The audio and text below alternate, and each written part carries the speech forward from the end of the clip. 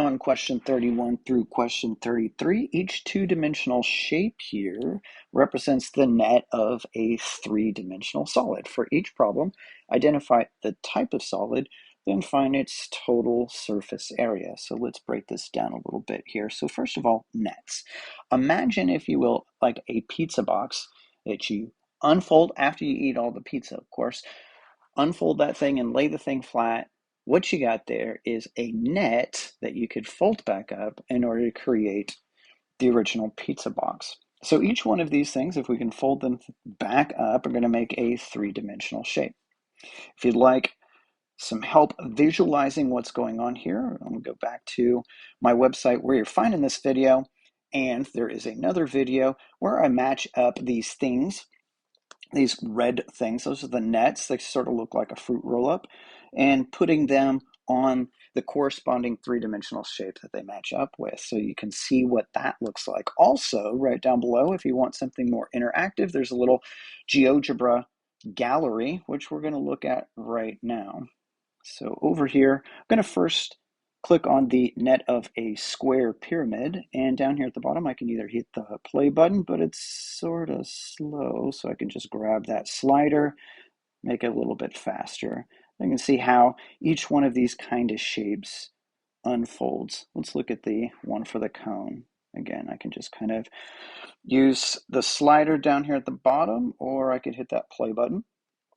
Classic net of a cube. This one already is animated for us. It's kind of cool that I can move the square that's on the left side here, resize it, and it's going to move the corresponding shape on the right side. That's cool. This one kind of sucks. Skip it. Go to the net of a cylinder. Net of a triangle. This one is actually, this is rectangular. Why I say triangular? This one's in French, I think. Anyway, so the one that we want is down here in the middle. It's dépliement, something like that. Anyway, it's this one here. This one's going to open and close it. We can grab this pink dot here and move it around so we can kind of spin it and stuff. Open and close it. That's fun. Here's another cone. Now the next two are changeable. I can open and close it. This is some very strange looking shape on it. I don't even know what to call that thing. But you can change how many faces this thing has, which is kind of cool, by moving the slider that says nombre de faces laterales, number of lateral faces, I think. And then the same thing kind of happens on the next one here. You can start with, let's say, triangular prism, fold the sides up, and then you can fold the lateral faces up as well. So something fun to play around with. Something a little bit more interactive to get you to get help visualizing what that net is going to look like for a 3D shape. Okay, so after you have been able to identify what kind of 3D shape this is, what kind of prism or pyramid, notice that there's no kind of curved surfaces. That's going to rule out things like cones and cylinders and things of that nature. So these are prisms and pyramids of some kind. And then the second part of it asks us to find the total surface area. So there's two kinds of surface area.